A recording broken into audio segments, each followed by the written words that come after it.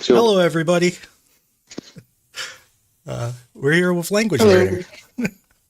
Hello. Thank you for having me. Hope you guys are doing well. It's a lovely night out here somewhere in eastern Ukraine. It's been raining, a deluge, really. But now today we can learn about what the heck's going on with, the fantastic Andrew Perpetua, who unironically makes maps so good that a couple of Ukrainian units are using them here. Yeah, it's kind of scary to hear that. Yeah, this I had one guy I was like, oh, I'll admit I kind of rep for you. I'm like, hey, there's this thing, and the guy was like, how the hell do you know where this is? I was like, oh, well, it's not me. He goes, who told you this? I was like, a friend. It's a buddy. I promise. I'm not a spy. Jeez. Yeah, and I love the new look on them. By the way, it's honestly phenomenal. Yeah, thank you. I have a developer now that helps me. Well, it certainly looks like it. Yeah, so he's been adding a feature per day, but right now he's on vacation, so he's not. So he's going to be gone for about a week. But when he comes back, we're going to go back to a feature a day, I think. So yeah, I'm happy with it. It's been fun. But anyways, so I guess we could just get this out of the way first. The number one question people are asking me is what's going on with the nuclear plant. First, it already detonated a week ago, right? Yeah. So it's first, I just want to say I think there's a mistranslation here, because Ukraine said, I think this is what they said anyway. I might be wrong, but they said if the plant blows up, they would know within a few hours. And people are interpreting that as the plant is imminently about to explode, which is not what they said. Yeah. They're saying like we would be aware of it shortly after it happened, not we would be aware of it happening right now. Yeah. You're absolutely correct on that front. Yeah. So it's been a cause of alarm, perhaps, hopefully unjustified, for a variety of reasons that I'm sure we could both talk about, but the long story short is, where does the winds blow from the Zaporizhzhia nuclear power plant, Andrew?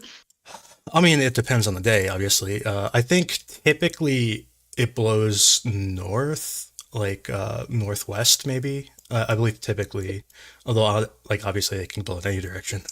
Yeah. So a lot of it flows, sort of northwest. There's also been a number of times where generally the prevailing winds across Ukraine push east.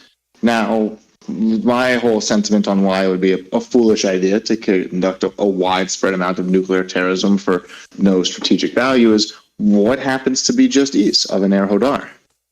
Some Russian defensive positions that are in the news these days. And I suspect that, threatening your soldiers with irradiation does not, in fact, increase their morale and willingness to fight. I could be wrong on that.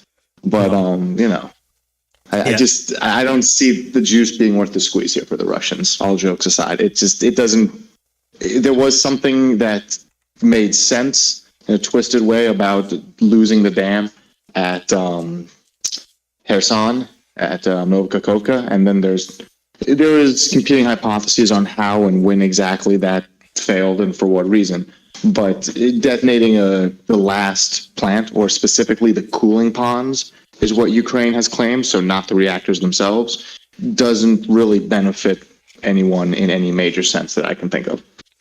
Yeah, I agree. The one actually worrying piece of news that I heard today is that the cooling pond appears to be losing water. That it's lost 1 centimeter of water more than expected. So that was mildly worrying. But again, 1 centimeter of water isn't the end of the world. But if they're losing 1 centimeter a day, that might be bad. So I don't know. It's also, as I recall, there are 6 reactors there, and all of them except for reactor number 5 are in cold shutdown mode. Reactor number 5 is in a hot shutdown mode, which I would need a nuclear engineer to actually explain to me much more what that means. But the takeaway is that none of these reactors are actively generating power. They are all modern. There's not an RBMK reactor designed from Chernobyl. The explosive yield required to breach the reactor vessel would be considerable. and we're not dealing with the levels of energy and pressure that could cause some kind of catastrophic event. I just I don't want to rule out that Russia will do something stupid because they always seem to never run out of stupid things to do. So, but I just don't think this is an imminent threat. It's I'm not even really sure why Ukraine is focusing on it. Like, there's like a propaganda value, but I don't really understand it. But whatever, you know. Yeah, it's been making the rounds here in Ukraine. Frankly, the one reason I'm not as this is perhaps a strong statement, and I'll choose my words carefully. I don't think it's propaganda. I think it is something of a media narrative designed to affect a more positive Western support, saying, "Hey, the Russian terrorists blew up the dam. Why won't they blow it up here?" When there was a much more credible threat of some kind of a radiological event happening last year, you saw it in the Ukrainian military when they started prepping their vehicles a lot more for that. You saw it in the mass media where everything was, just in case you want to know, this is how you would prepare your homes for a radiological event. And they ran that news story for like 2 weeks and scared the hell out of everybody. Like, what do you know that we don't? Why do we need to start worrying about this? That has not been as consistent this time. It's been out there, but it's been more of a bottom-up initiative with civilians sort of passing it around on Ukrainian Facebook and Telegram, if you will, than from like the government on down saying, everybody prepare for this to go south. I've seen more of those messages from senior officials like Zelensky, like Reznikov, etc., who are making that statement on the world stage saying, you know, we do have the capability of an act of nuclear terrorism being perpetuated by Russia here, rather than, you know, everybody in Dnipro start buying up iodine pills. But maybe I'm also reading the wrong channels. Yeah, I think if this were to happen, it wouldn't happen like immediately. It might.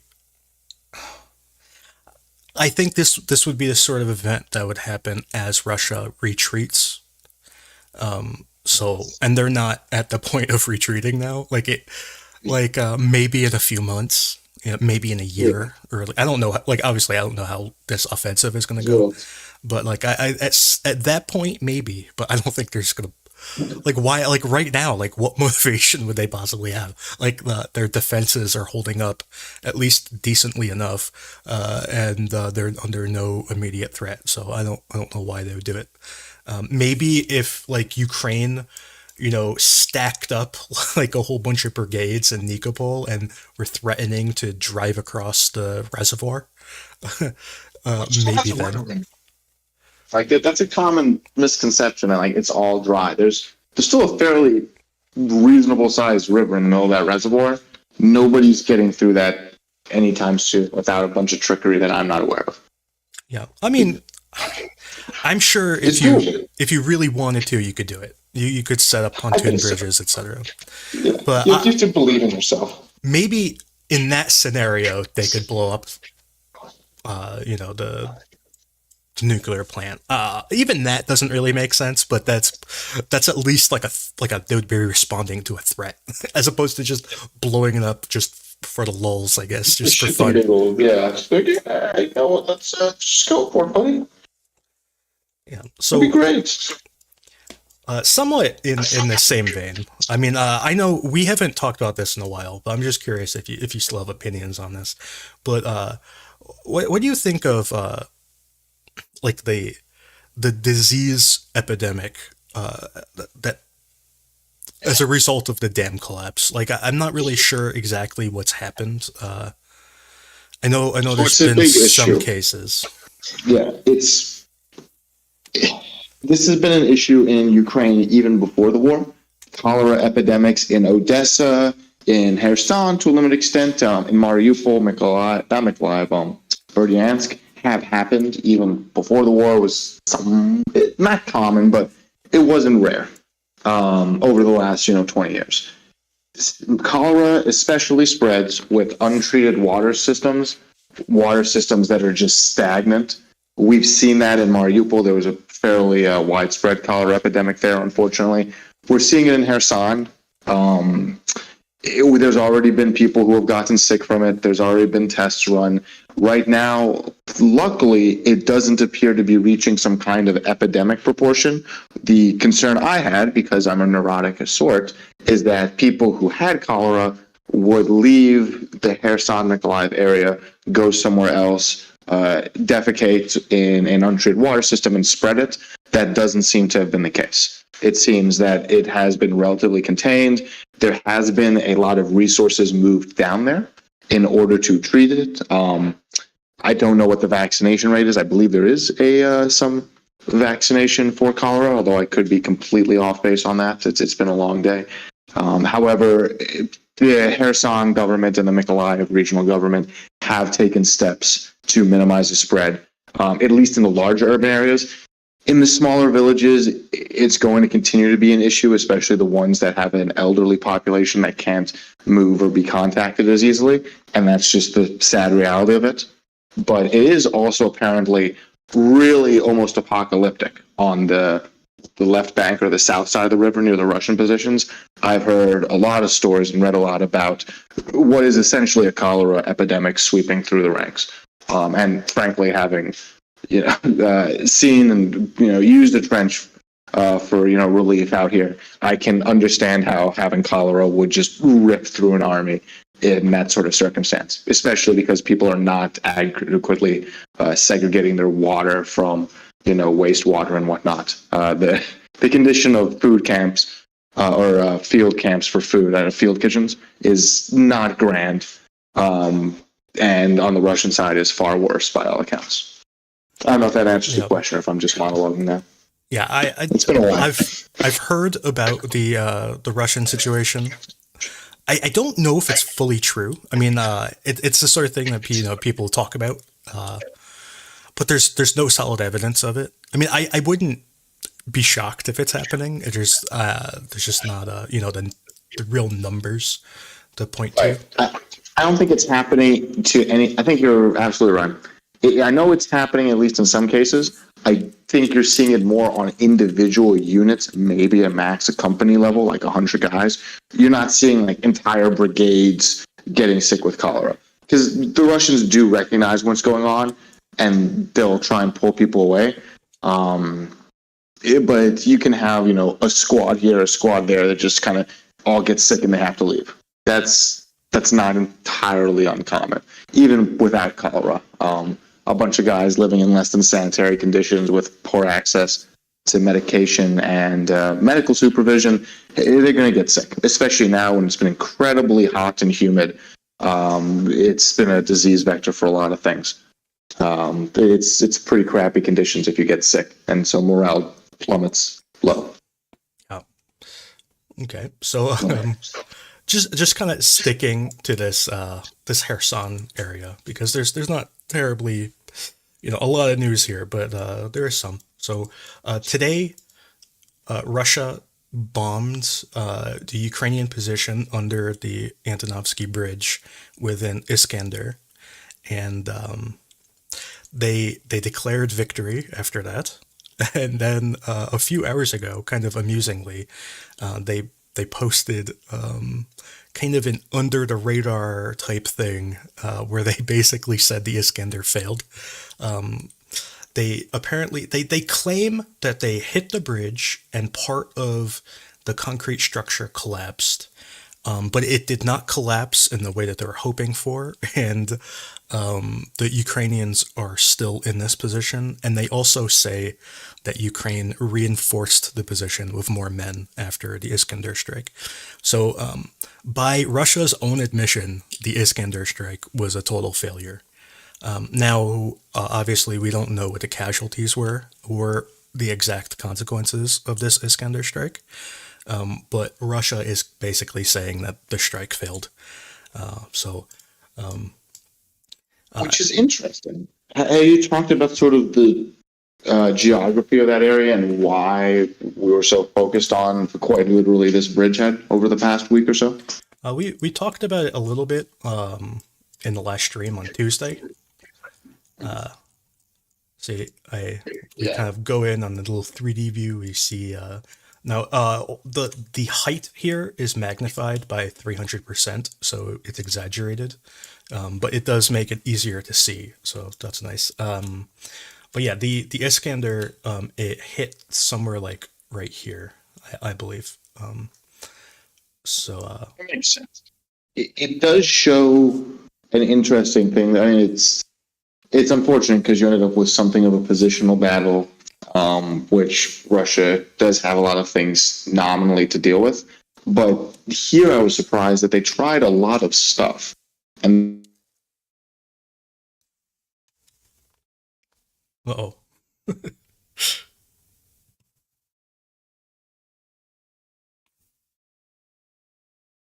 oh, we lost language learner. I'm sure he'll be back in a minute. But yeah, the developer, he's been doing a good job. And yeah, the he's really been focusing on the optimization. There's going to be more optimization. You know, it's hard to optimize because there's so many devices to optimize for. You have to optimize for a phone, for a laptop, for a desktop. You know, there's a lot of things to go for. Language, are you back?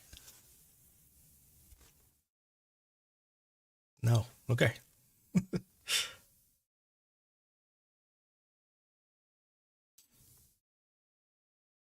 Okay.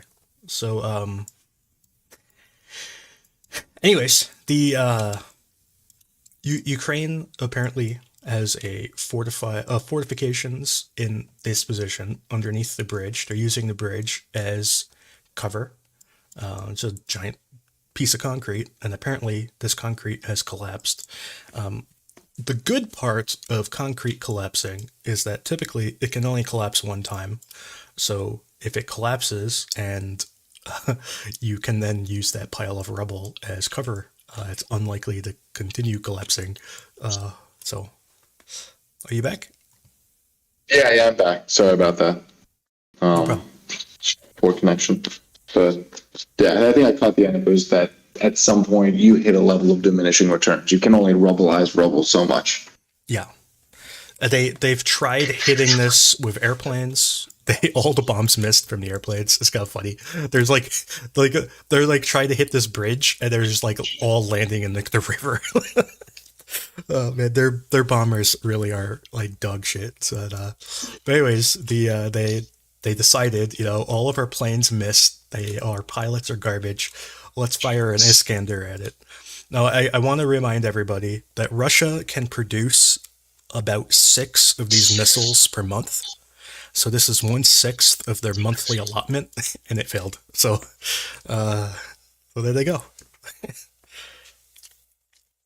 It's it's pretty it's pretty substantial, the use rate versus the production rate of a lot of these ballistic missiles they have.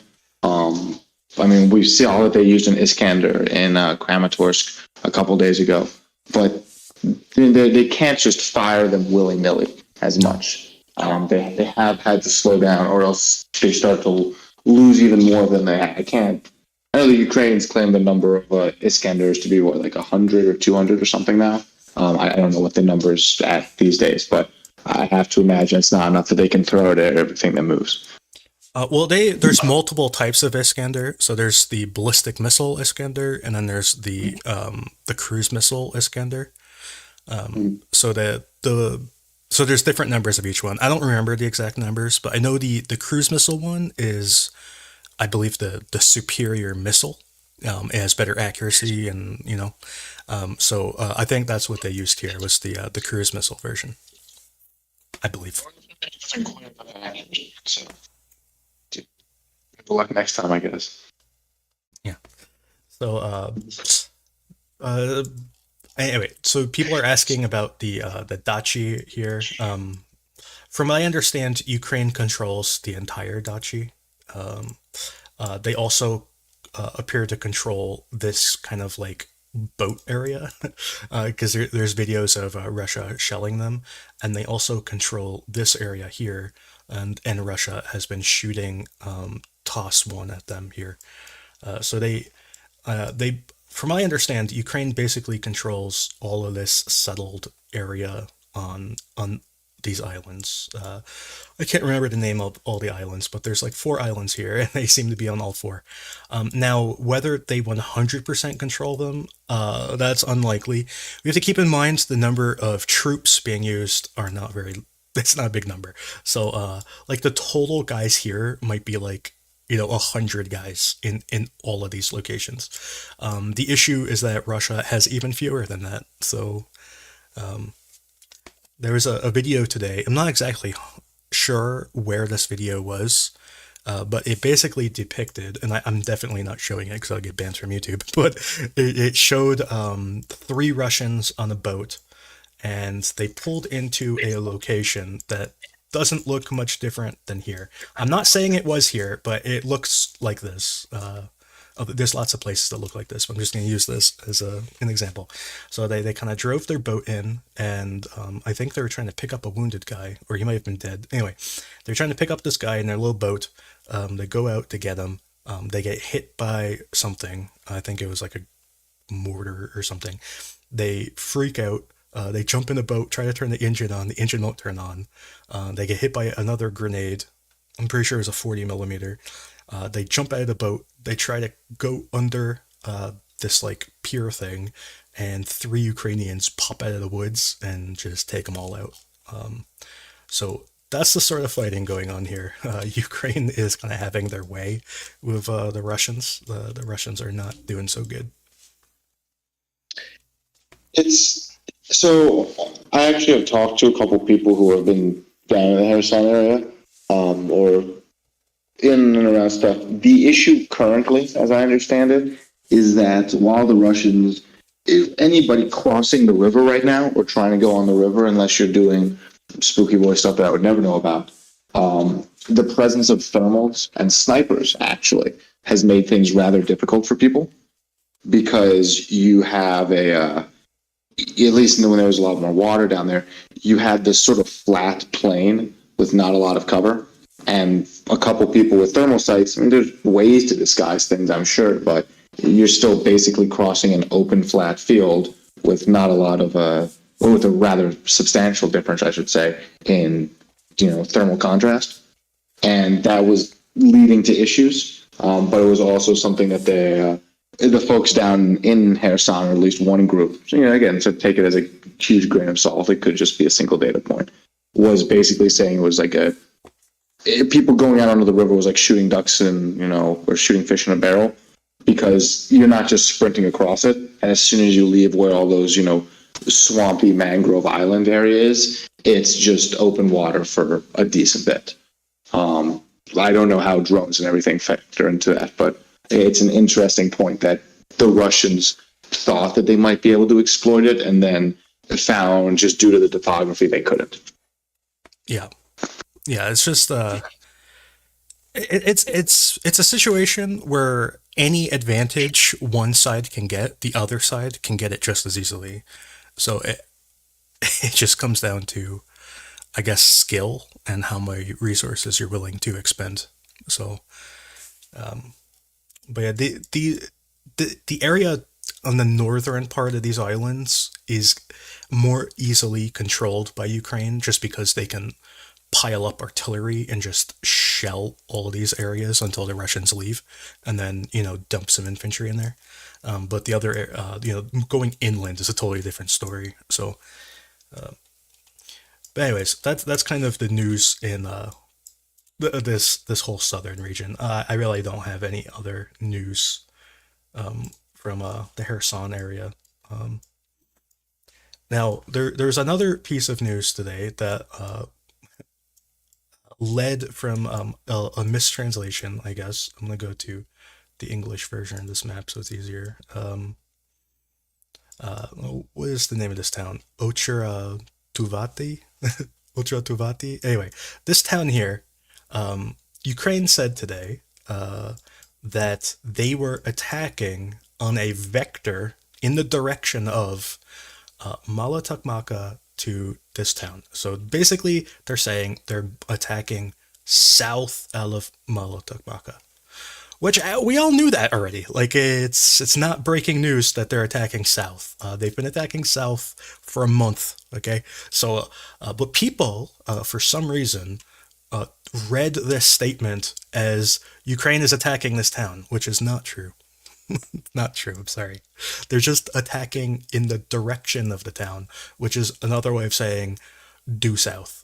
Because the town is directly south, so they're attacking south from Molotokmaka, which we all knew already. It's not new information. It's just Ukraine stated it in the terms of a vector, and the vector confused a lot of people, and it made people say a lot of very silly things today.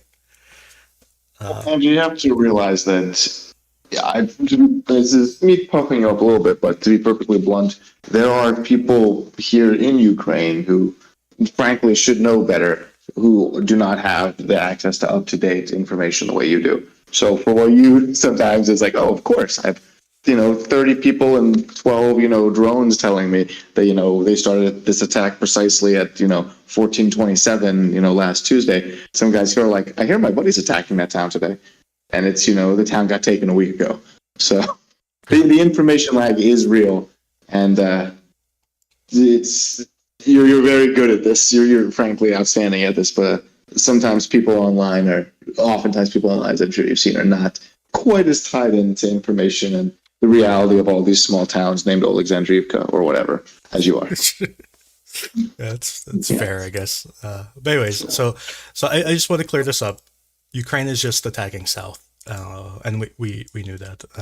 The attack south is, it's had its issues. Obviously, that one event where they lost like a whole bunch of Bradleys and Leopards and stuff, so that wasn't great.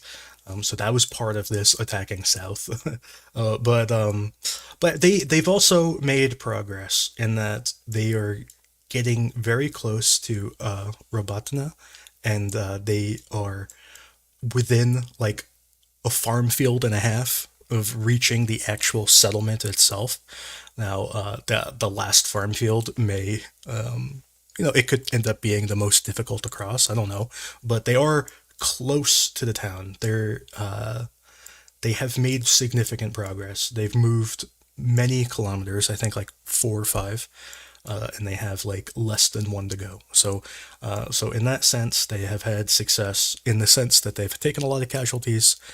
Maybe it could have gone better. I don't know. I think a lot of people went into this offensive, and by people I mean like especially Westerners, thinking that Ukraine would just break through the line and all the Russians would run away, and it would like instantaneously be a giant victory.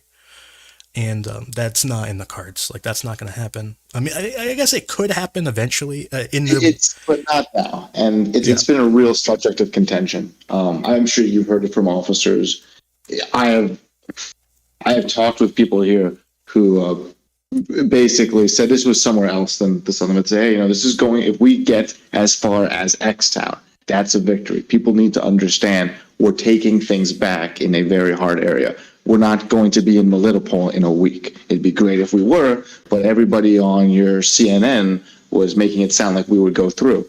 And it's not a positive thing to talk about, but this did result in some morale losses for the Ukrainian troops. I was driving back from an area when there was the whole, video of all the rallies that being sorted, and there was a pervasive sense of like, oh well, that's it. All the Western tanks, they all die quickly. Counteroffensive's over, guys. Send it back, which is not accurate. But when you have lofty expectations that are not grounded in reality, when the rubber hits the road, people tend to jump to the other side of the scale and they just start doom posting all over the place, and that's not helpful either. So measured expectations is the name of the game here, and don't let perfect be the enemy of good. Then just keep an eye out for stuff. It's a war. It's an incredibly challenging position to run into. The casualties are immense, unfortunately.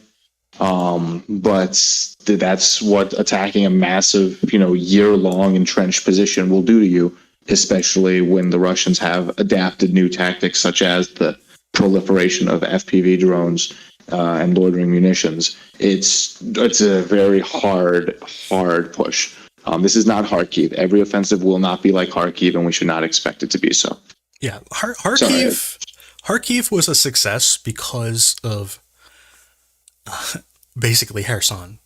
Like, Russia chose to defend Kherson at the expense of Kharkiv, and they moved guys out of Kharkiv to defend Kherson. That could happen here. We could actually be watching that happen as we speak, because, Russia is likely pulling guys out of places to defend Zaporizhia. So Zaporizhia could end up being like Kherson was, where the victory took a very, very long time with a ton of casualties, but it eventually came. But more importantly, in the process, they also liberated Kharkiv. The Kharkiv was kind of the secondary attack.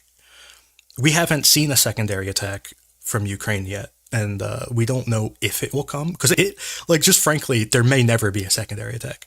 Or it could be coming soon, or it could be coming in a long time, and we don't really know where it will be, or when, or what the goals will be. Whether the goals, they could be that they would want to liberate a lot of land, like maybe Luhansk or something.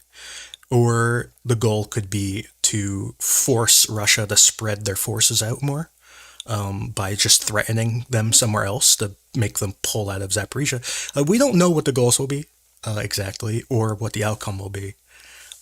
But Kharkiv could happen again, but it's not going to happen in Zaporizhia. It's really unlikely. So it's not. It's just setting realistic expectations is the biggest thing. Yeah. In terms of the expenditure of equipment, dealing with issues with any sort of large scale operation, combined arms is hard, especially when your enemy does have a say in it and when they adapt to things. And that's something. There's lessons that could have been learned faster, which are now being learned very quickly by the Ukraine military at large, which had been observed in certain areas but have not been properly communicated. And that's just the name of the game. Communication could be improved. And the one silver lining towards all of these Russian, trophy posts of, look at, the 12 million Abrams we've destroyed today or whatever, is, well, now everybody's studying that and going, oh, this is how Russia's doing it. Let's all work on counterplay, as opposed to, I know of one battalion specifically that was dealing with this issue in a very intense way for the last couple months, and they basically were just trying to figure it out on their own, because there wasn't a lot of media footage of it. Now that everybody around the world's seen it, you have a much larger group that's trialing ideas, and, well, can this work to stop it? Can this be an effective counterplay? Which is, I suppose, the silver lining of, Russia broadcasting every single victory they can get as massive propaganda. Yeah. So right now on the map, I'm showing the defensive lines that Ukraine is going up against. There's a lot of them, and they're pretty densely packed. So yeah, this is more or less what Ukraine is going up against. You can see on the map that Russia at one point was extremely scared that Ukraine would attack down the river, and kind of go to Enerhodar down the river south of Zaporizhia. So there's just tons of defenses along this river. These were built largely, I believe, not all of them, but largely they were built to protect Kherson, really. And they've also been expanded on since then. But anyways, so there's defenses along the river, and then there's also defenses, inland, basically, defending Polohi and Tokmak and all these other cities. So these are the defenses in the south. I just wanted to share that real quick. I have a quick question about Tokmak, in your opinion. So up until now, with the one exception of Liman, we have not seen Russia commit to a impassioned urban defense. And in Liman, then they all stuck around too long and got slaughtered.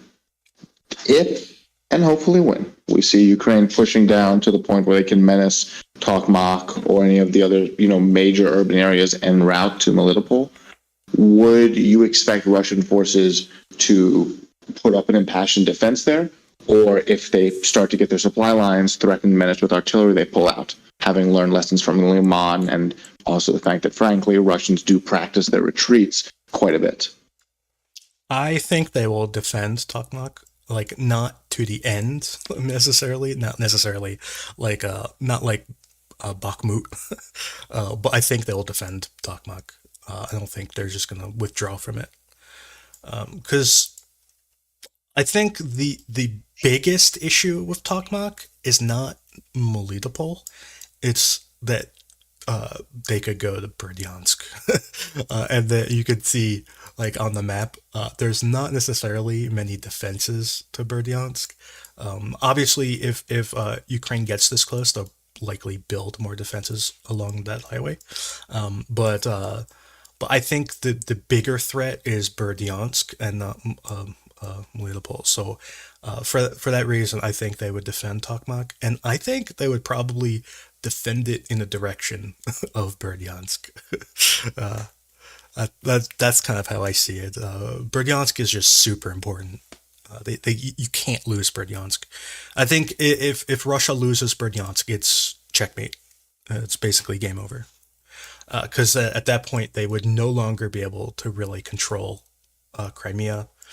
They would have Crimea cut in half from Russia, in really both ways. Because Ukraine would be able to take out this bridge and control a lot of the water here, and they would also sever all of the train and highway lines to mainland Russia. So it would be really bad for Russia to lose Berdyansk. It would be, I think, basically crippling. I don't really understand how they could fight a war anymore after that. Well, I think we'll see. I mean, I would love to see the strikes on it sooner rather than later.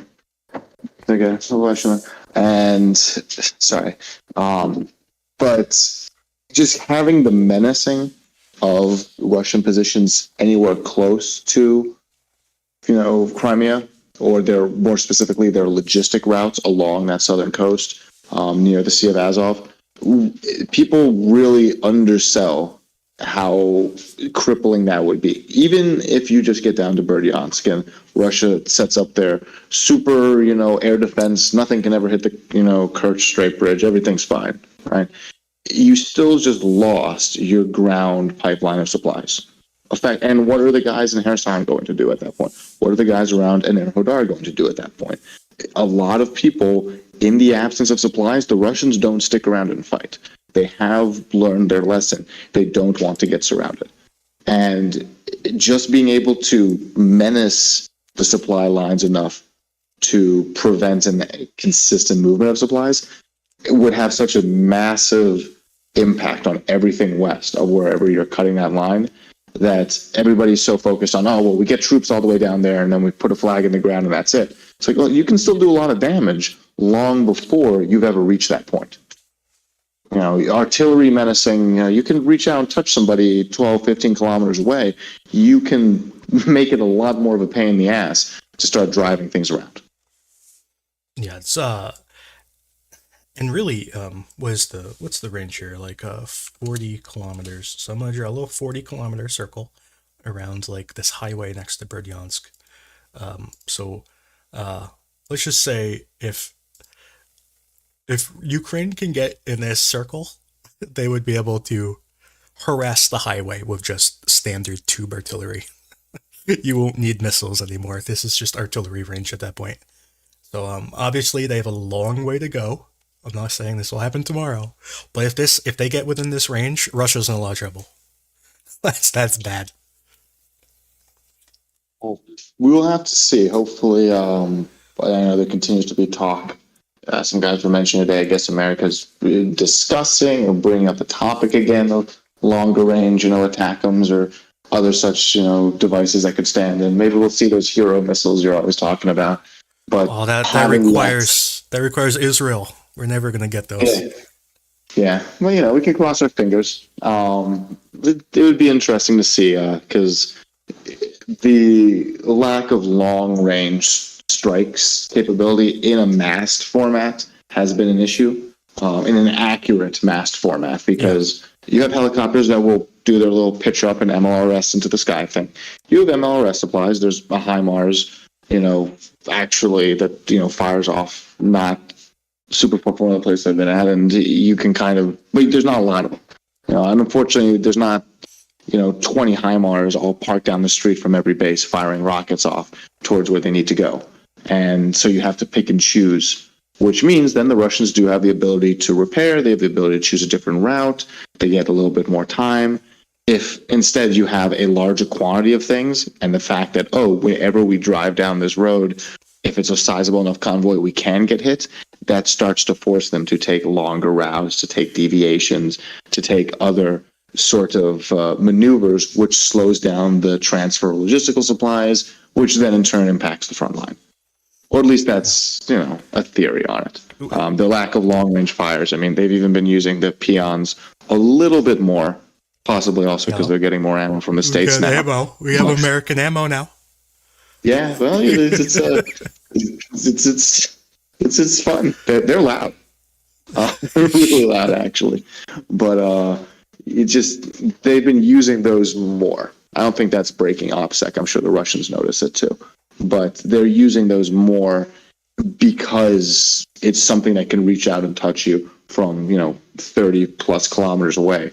And just having that capability, it means that people are no longer saying, oh, well, we're out of regular tube artillery distance. We can do whatever we want. Oh, never mind. There's 200 millimeters of fury coming through the roof. Maybe we shouldn't set our base up here.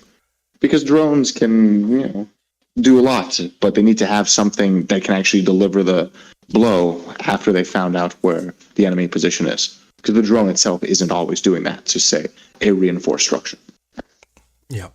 And that is that last thing you said is a point about the peon, because it is not really a high explosive round. It's a semi armor piercing round. It's more like it really is like a naval gun. But it's an armor piercing round that's high explosive. So it is really good at taking out fortifications. The guys who use it love it. Yep. They won't shut up about it. It's this whole they have almost like slurs for the smaller artillery pieces, which I won't repeat.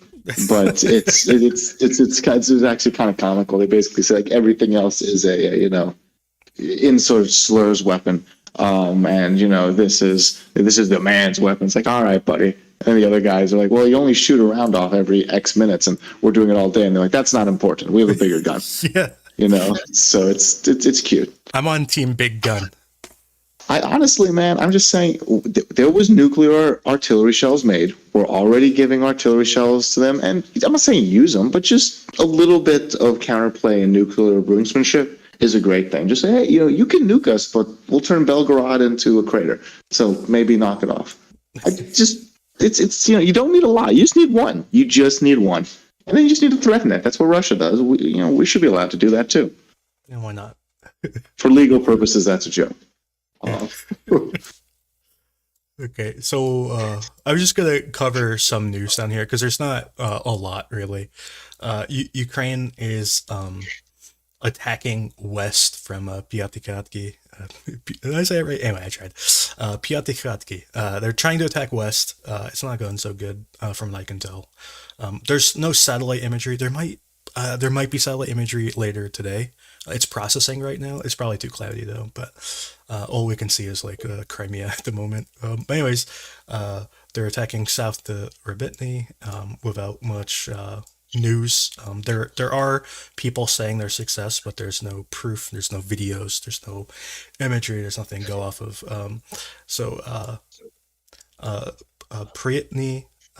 Priutny, Ukraine is attacking it from the northwest and apparently from the northeast, which I don't really understand because I'm pretty sure Russia controls the northeast of the town, unless they've recently lost it, because only yesterday Ukraine was publishing videos of them destroying Russian equipment, roughly where my mouse is hovering right now. So I don't think they control the northeast of the town, but maybe they do. Anyway, so they're attacking Piatykhatky. Now I've heard that this attack it's making progress. I've heard that my map, I've been told, is not accurate. That Ukraine is actually significantly closer to the town. I can't find proof of that, so that's why I haven't changed my map. But I've also heard that these attacks are sustaining quite a number of casualties. So I guess that kind of goes with the offensive. Any progress is made in blood.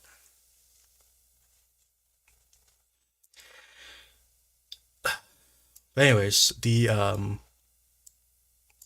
anyway, near Rivnepil, I have no particular news from this area, mostly due to media blackout and lack of imagery.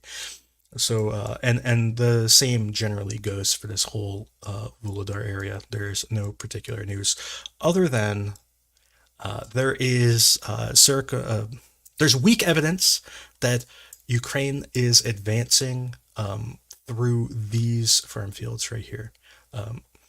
There's not strong evidence of this, but there is weak evidence, and it's somewhat promising. But anyways, they might be advancing through these farm fields right here, which is just to the east of Vladimirivka, which is the town that is right to the east of Nikilsky, which is right to the east of Vuhledar. So anyway, so the evidence of this is scant, but it exists. There are signs of infantry fighting, which is really difficult to prove without videos, and there's no videos. So, but there are signs of infantry fighting there. The signs are basically areas seem disturbed. I think that's the way to put it. They're disturbed by something, and I don't know what would disturb them other than combat. But there's no solid proof other than that. So, but anyways, getting to Marinka, there's still fighting going on south of Marinka. A giant explosion occurred. I don't actually know when this occurred. It may be yesterday or the day before or something. But anyway, I saw this video today. It was a T-62 MV exploding catastrophically. I assume this was another one of their, vehicles packed with explosives and sent to explode, like the remote control thing. There's a word for it that I don't want to say because YouTube doesn't like it when you say it. There's combat going on in Marinka with no particular changes. There's combat going around near Novelsky with no particular changes. Russia is trying to retake their positions they lost in Pervomaisky, but without success. And south of Avdiivka, Russia is trying to push north from Opitna, and they've not moved. Okay, so I'm just curious. Is there anything you want to say about Avdiivka? Avdiivka is hard. Avdiivka is I have talked with soldiers. This is going to sound self-serving. I've talked with soldiers who have fought in Bakhmut, who have fought in Avdiivka, who have fought elsewhere, and the guys who have fought in Avdiivka basically say everywhere else is easier. Take it with a grain of salt. They're soldiers. They're going to exaggerate things, but I've been down there. The situation is very hard on the Ukrainian side. The only consolation, if you can accept, is that the situation on the Russian side is worse. And the situation is... Are you allowed to curse on this? On YouTube? What's that? Are you allowed to curse on YouTube? Yeah, you can curse. Okay. The situation is fucking horrific. I've seen entire houses just stacked full of dead guys' armor. that needs to be logged because they still do logistic stuff. And I talk to the units and they go, whoa, it's bad here, but you should see what it's like on the other side. And they show me videos. I'm like, holy shit. I happened to help out a really talented medic down there. And the work they're doing is tremendous. The equipment that some of these units are getting there is not enough on the Ukraine side. Now, granted, you could make the large-scale argument, well, it's a positional fight. Ukraine isn't pushing out of there. Units and resources are better expanded elsewhere. Sure, in a cold calculus, that makes sense. But I've seen truly horrific fucking shit down there. And Avdiivka is hard. And it is just a non-stop artillery game the whole fucking day and night. It actually just becomes white noise, which, I'm not exactly, John Q super soldier over here. And when I was like, oh yeah, it's just white noise after a day because it's just so much all the time. There's been issues with communication, which I believe are getting resolved. There was a really severe issue where a battalion basically got lost. Like their brigade didn't know that this battalion existed, and as a consequence didn't use them effectively, and as a consequence there were massive casualties. But from accounts, and I was talking with somebody who, as part of their job, would have the ability to, understand Russian positions. I'm not trying to be coy or, but like, yeah, you understand I do have to not just blurt everything out here. He said like the situation on the Russian side is even much worse, and here's some evidence. And I was like, holy Christ, the Russian trenches down there are vile. It's like a horror movie. He just flew a drone over one to just take a couple of videos. It is apocalyptic is the best word I have for it. And they put people back in those same trenches. Like they just kind of shove all the bodies to one side, and then we're like, okay, well, I guess we'll just keep hanging out here. It is. You want to talk about preventable diseases? I am astonished you're not dealing with some sort of massive plague of God knows what out there. Avdiivka is a hellhole. Avdiivka is a hellhole. That's the best word I can say for it, without being overly dramatic. And I apologize if it came off as such. But Avdiivka is fucked. It is just absolutely horrible. Yeah. And I think when we say Avdiivka, we basically mean this whole area, not literally just to say, yeah, this whole, it's basically from Marinka all the way up to like, I don't know, like Alexandropol or whatever. So it's the area, the fights on the flanks are the areas that I was aware of the most, because in the Ukrainian military, and it's counterintuitive, resources end up going to the guys who do the best, which makes sense, right? Yeah. If you have a worker who's not performing the hardest, you're going to give them the latest and greatest tools? Probably not. However, you can end up with a self-fulfilling prophecy where guys who got bad luck or whatever end up getting, grinded out, and so they lose positions or they have to leave them, to which senior command looks at it and doesn't say, oh, well, you guys weren't given the opportunity. They just say, well, you lost the position. We're not going to give you the latest and greatest. You're going to have to make do with things. And so now you have an understrength unit that's demoralized, has less equipment, and this cycle repeats. Not always, and there's steps being taken to moderate that, but you can end up with areas that are very strong next to areas that are incredibly weak. And because of poor communication, sometimes both units don't realize that, and you end up with issues where there's a spot the Russians cannot break through, and then a few units in another direction they can. And when units become aware of that, generally they do communicate more and they start lending supporting fires to each other, which solves the issue. But communication there, especially as units get grinded out and replaced with new units that aren't communicating with each other, because it's all different brigades, it's a mishmash, has been the greatest obstacle that I've seen. I think they've cycled, but I won't talk more about it. There's a very specific circumstance. I'd have to check and see if they've moved out of where they are now before I can talk about it. I'm sorry. I think, without really getting into details, I think most of the brigades that were in Avdiivka have left. and there's new brigades there. So, for example, the 79th was sent to Marinka and Krasnohorivka, and the 79th went on this little attack where they took ground that was used to be held by Russia even prior to this in the full scale invasion.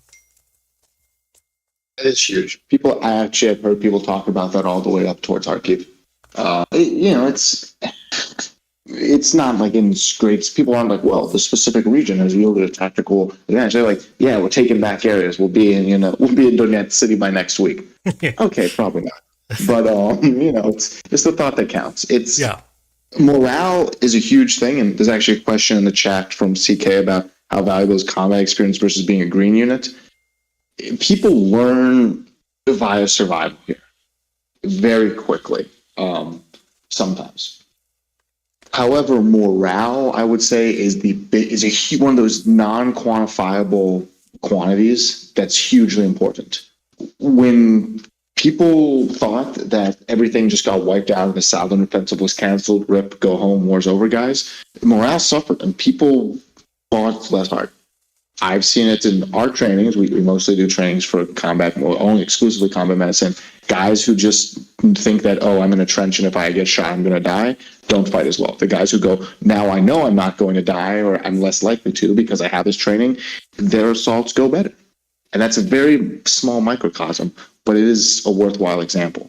And when you talk about things like, oh, I hear we're taking back things that we haven't had, under our control since 2015. Okay, we're back at it. The Russians are not invincible.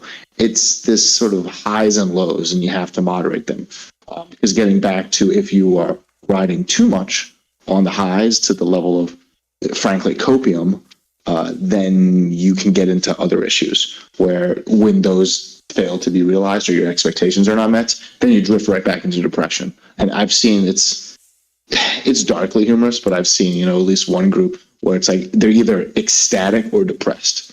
There's no like things are going all right. It's either this is great, we're gonna go all the way, we're going to Moscow next week, woo, or everything's screwed, we're gonna all die today. I'm like, I think there's a middle ground, buddy. Yeah. Prigozhin's coup, everybody here was thrilled and then furious when he just called it off at the last minute. I bet. I was upset, but there are people here who were genuinely fucking pissed. Like blue balled to the max. Like there are people who are like, the war's going to be over. We're going to be there. It's going to be it. And then I stopped and like, that's it. There should be more. People were furious. And that was, people were actually just like angry the next day.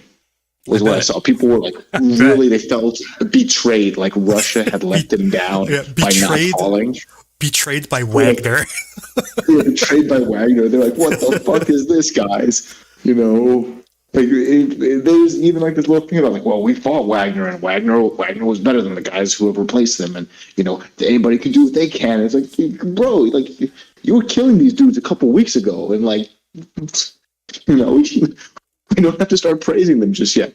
And then as soon as they called it off, there was the usual bevy of insults. These guys are incompetent. What the fuck? They can't even stage a coup properly.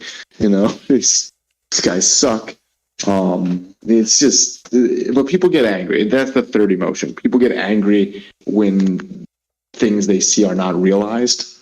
If they have somebody to blame for, if they don't, or they don't have a way to get past their expectations not being realized, then I see it mostly turn to depression. And depression is a strong word. I'm probably using the wrong one, but a sense of malaise or just low morale. Yeah. So, I mean, it's totally understandable, especially the Wagner thing. It's both completely understandable and also kind of funny at the same time that the people got their hopes up so much that Russia would defeat Russia. It's like when you kind of take a step back is kind of humorous. But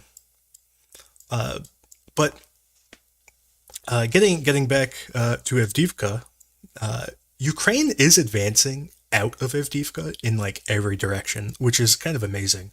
They've gained ground south of Avdiivka. They're almost to the original border. They might actually even be past the border to the south of Avdiivka. which no one's really talking about, but that was it's kind of fascinating. To the east of Avdiivka, they're getting really close to the original border as well. I really doubt that they would cross the border here. I mean, by border, I mean uh, the 2014 ish, where they drew the line before the big invasion. So I doubt that they would cross it here just because it's really dangerous. But yeah, they're also pushing no, kind of this, I guess, also east from Avdiivka, kind of pushing this way. They're also pushing north out of Avdiivka into Vasily, where there are rumors that they have captured or liberated Vasily, depending on what word you like to use. And in addition, there's a video today of Russia shooting grads between Avdiivka and Krasnohorivka, approximately right here. Russia has huge artillery presence up in those hills. Yeah. I think because of like the terrain and elevation. So if Ukraine is able to, and let's say win, I'll stay positive, get up there, there's a secondary benefit of not just, we're getting back into territory, but the ability for the Russian artillery to have that high ground. And as you talked about, closer to Svatove, where they sort of shoot from the back sides of hills, which makes it really hard to get up on them. They've been doing that there as well. That's become more and more of a tactic. Yeah. So being able to just force them to dislodge would be phenomenal. And this is the way Ukraine is defending. At least it's not really a defense anymore, but it's how they were defending Chasiv Yars. They put all their artillery on the other side of the hill, so Russia can't shoot them. It's kind of hard to call this a defense now because now Ukraine is the offending. They're the one on the offense at this point, so it's not really a defense anymore. But the Ukrainian guns are on the reverse of these slopes. Not all of them, but enough of them. So yes, putting your gun on the reverse slope is a good tactic used by both sides. So I guess we could move to Bakhmut now. South of Bakhmut, Ukraine is attacking Kurdyamivka, and they're attacking Ozyanivka. Now I don't know how much progress that they've had in Ozyanivka, but in Kurdyamivka, they have apparently moved into this this kind of they called it a dam. I don't really think this is a dam. I don't know what this is called. It's like a part of the canal. Anyways, so they moved into this part of the canal, and the Russians are saying that they're now beginning to assault the town itself. Obviously, there's not much distance between here and here. It's what, maybe half a kilometer at most. I don't have a measurement tool handy. Let's go to Google Earth and measure it. But it's not very far, obviously. So let's see. Let's just measure it. Why not? It's about 200 meters. So it doesn't. It's not going to take much for Ukraine to enter this town. Is kind of the point. So, so if Russia is saying that they are assaulting, I assume that means they're probably assaulting the town. What do you think? Um, I've seen rumors about it. There's operations ongoing there. All I can say is we will have to see when it becomes publicized what the results are. Yeah. Okay. So there's also rumors that they're attacking Ozyanivka. We know for a fact Ukraine is in this forest. Obviously, this forest is not very far away. Not a big leap for them to cross the canal and attack the town. It might be difficult militarily speaking. There might be strong defenses, etc. But the distances we're talking about are hundreds of meters, not kilometers or whatever. Now, getting into Klishivka, I don't exactly know what's going on in Klishivka right now. The last update that I have is that Ukraine was in this forest, which is to the north. And they're also fighting along these tree lines to the west. We know that there is a minefield approximately here, which is to the west of Klashivka, and there have been ongoing rumors that Ukraine has bypassed this minefield somehow. Um, but these rumors have been going on for weeks at this point, and there's no evidence that Ukraine is over here yet. So I don't know if it's true. I mean, it's possible that infantry can pass these minefields in small numbers, like maybe a squad or a platoon can cross it, but nothing larger, like a battalion might not be able to. So that might be the situation. But yeah, we don't really fully know what's going on in Klashivka. Ukraine today say that they gained like hundreds of meters in this area. It's all kind of up in the air exactly what's going on. The media blackout is pretty complete, and the cloud blocking out the satellite is not helping. So there's really almost no information. It's tremendously rainy in the east right now. In that area, it has just been a deluge, like the last couple days. Yeah, So that just bear that in mind that it is incredibly muddy, really from Izum on down to the thereabouts and a little bit further south. I would not expect anything to have happened in major sense over the last 48 hours there, and then give it another 48 for things to dry out. Because it's just been torrential downpour. There was a huge heat wave that rolled through here for like a week or two, to the point that guys were just like passing. It was like 35 degrees Celsius, like 90 some odd degrees with humidity Fahrenheit, and it was pretty killer. Then the rains came, and something I hadn't thought about and was explained to me. The guys in the trenches don't really have an opportunity to dry their clothes, right? So it makes sense when you think about it, like, oh, where do they dry it?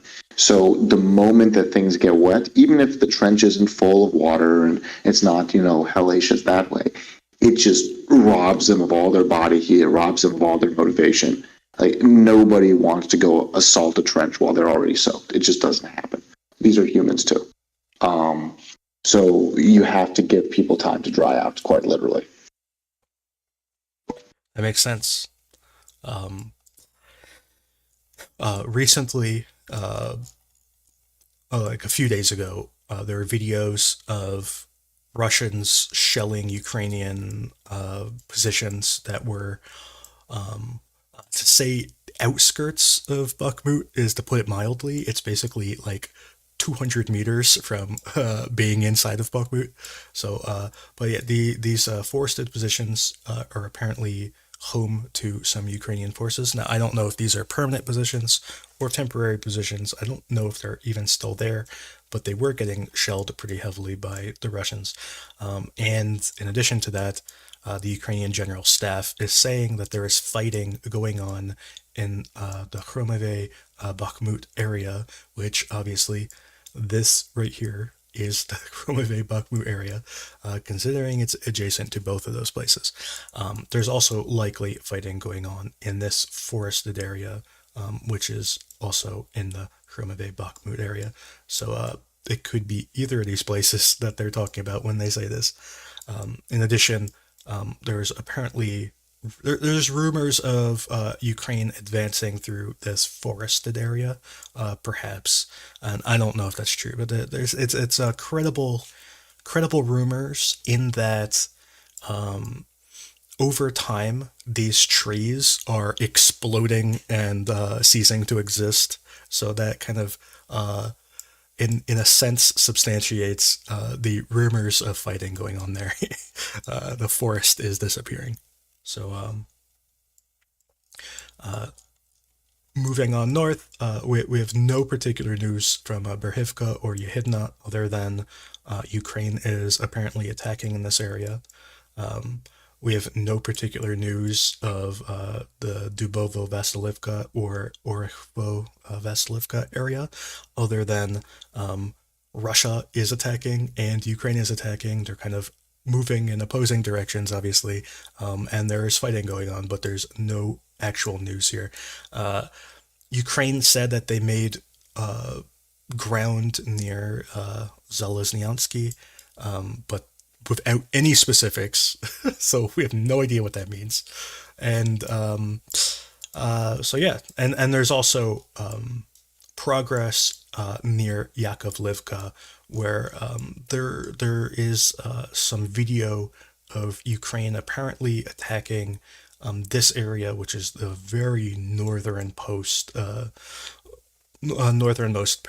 area of Yakovlivka.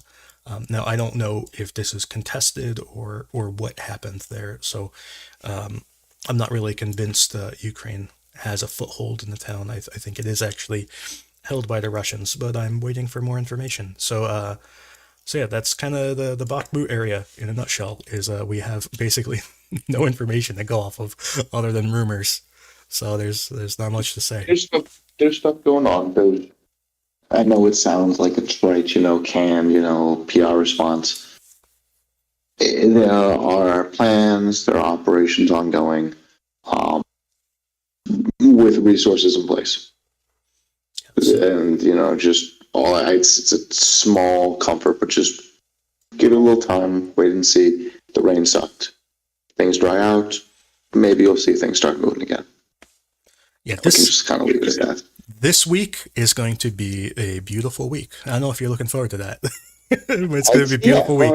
This would be great because the only thing when it's been fucking great, it's been miserable down here is just artillery, black. There's a peon somewhere, around in an area that I visit, and it's just boom, it's just through the like. It's actually kind of funny. You see it does throw the rain quite a bit, actually. Like it just, I don't know if it's not throwing a cloud. I'm not a meteorologist, but it does create a pressure wave enough that if you're even on the other side of the forest belt or on the other side of the hill, really, it's just what the fuck, did it just rain on me? Again, was it a downpour? It's no, they just shot. So it's so that's why those boys and their toys, they like their guns. Yeah. So I was asked, do we think that there could be a breakthrough near Bakhmut?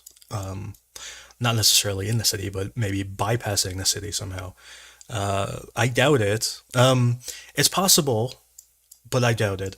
Maybe I think the most likely kind of breakthrough that could happen would be in this northern part, not necessarily in the Bakhmut area, but around Vasily and Yakovlivka, and maybe pushing down towards Bakhmutsky and continuing down towards Popasna.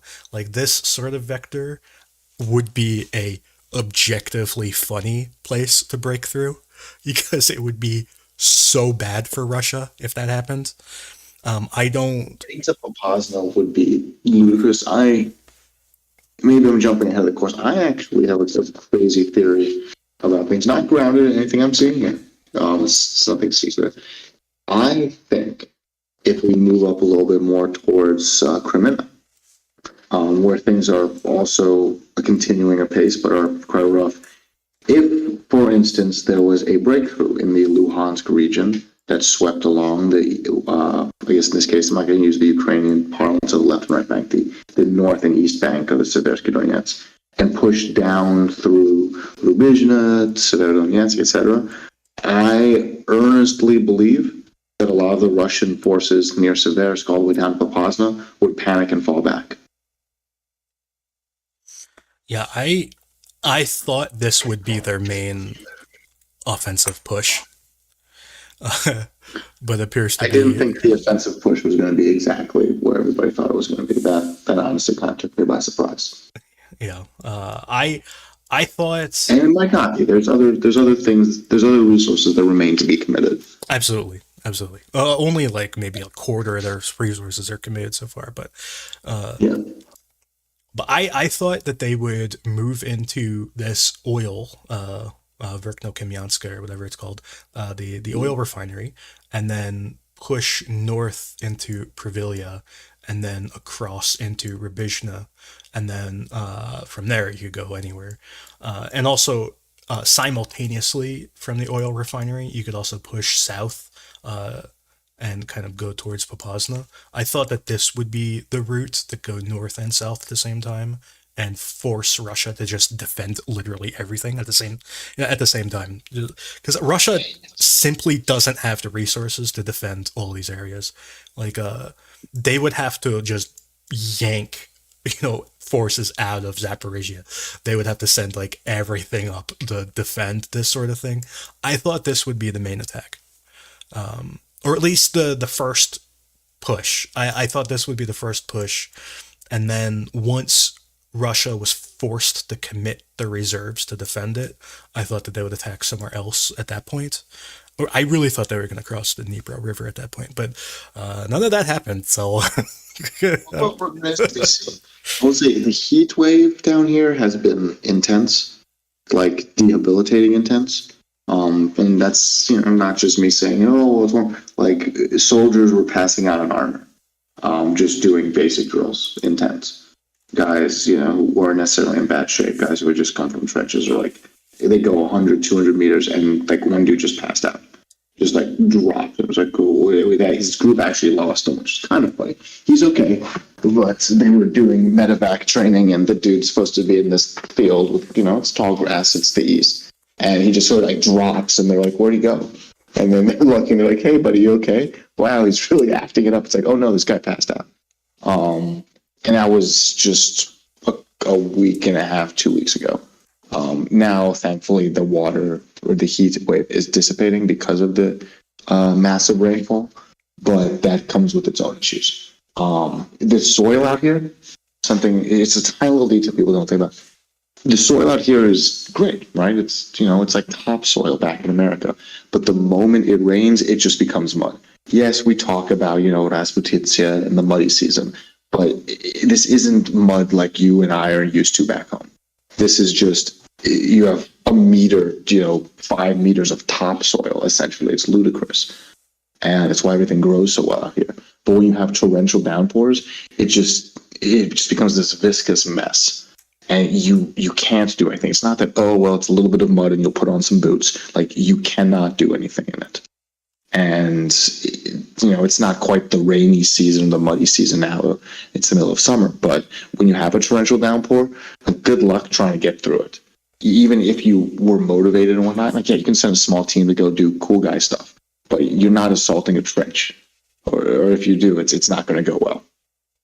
Speaking of in that region, Russia, I think, has a QRF set up to try and retake trenches that they lose.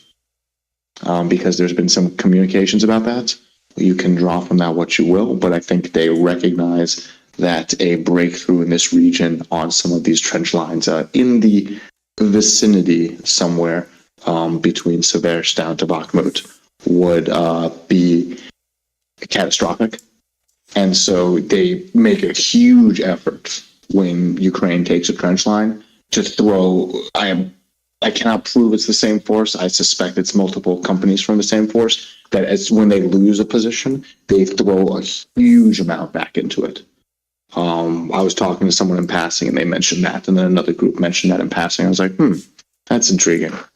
So, interesting data point that Russia appears worried enough that they're essentially QRFing their own trenches to make sure that the Ukrainians can't get set up in them. And they're taking massive casualties to do so. But I don't know, maybe it's something that's been happening the whole war, and I'm just only hearing about it now. Yeah, I know that there've been some interesting things going on in this northern part because Ukraine has penetrated pretty far.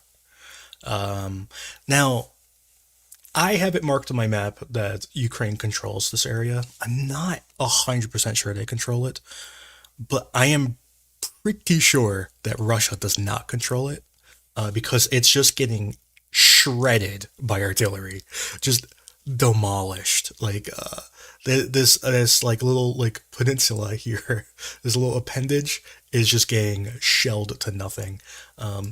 This this here is a trench line. You can see there's a forest strip here. Just north of the forest strip that runs parallel to the entire strip is a trench system. This trench system is just getting absolutely clobbered. We know that Ukraine. There's a video here of Ukrainians in that trench. But what's super interesting, interestingly, the K2 battalion, who up until now, they've only been talking about Sperna and Verkno-Kamyanska. So they've been in this area here, and I think a few times in Bilorivka, and they had some stuff in like Zolorativka and Verkno-Kamyanka.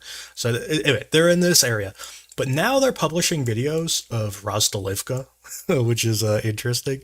But they the past 2 days they've been publishing videos of killing Russians in this position right here. So the first video they attacked the position. The second video they were evacuating wounded, and they attacked the people as they were evacuating. So that's kind of interesting. There's a lot. I think there's a lot more going on in this region than there's news of, and the satellite imagery is unfortunately very cloudy. So there's no way to really understand what's going on. So while you're not assaulting trenches in the mud, you can move resources a little bit slower on cloudy days, even when it's raining. So that's the little tease I'll do on that. But you keep an eye on that region. Yeah, I have been. I think I've been talking to you about this region for the past year. Yeah, like I've been convinced. Like I am convinced that this is the place to attack, because there's just so many ways that you can succeed. Who knows? Could be. We'll have to wait and see. So anyway, and this here is what I'm about to talk about is basically the last news item I have of today. Russia is attacking Torsky and Yampolivka out of Kreminna. So they are pushing out of Kreminna west, trying to take Terny, Yampolivka, and Torsky. A video came out, or a series of videos came out today of the Russian tanks were moving down this tree line, and then they turned north and were moving north this way. So one video is showing Russians entering this area, which is a known gray area. A following video showed Russian tanks moving east along this tree line, and Ukraine crashed a FPV drone into one of them and disabled it. It was struck about here, and it kind of rolled to a stop around here, and then Ukraine just kept shelling it and stuff. And anyway, so this is just kind of showing that Russia is attempting to push west. They're in this gray area every once in a while, and then they withdrew back into their controlled area, and even there, they're not safe. So anyway, that is kind of the last piece of news I have for today. Well, there's one other thing. In this town of, I can't remember the name of the town, but Russia bombed a school today, and a teacher died and an accountant died. Serhivka, this town right next to Pokrovsk. They bombed the school. I don't know what they bombed it with. Obviously, it's a missile, because it's pretty far from the front line. Or I guess it could have been a drone. Anyway, I don't know what they bombed it with, but it killed a teacher and an accountant, and that is sad. Russia's been also launching some deeper artillery strikes in that axis between Pokrovsk up to Kramatorsk. This is not news all the way up to Izum and down. Really, anybody who goes near Kramatorsk has heard about the explosion. It's unfortunate what happened. We talked about the casualties there.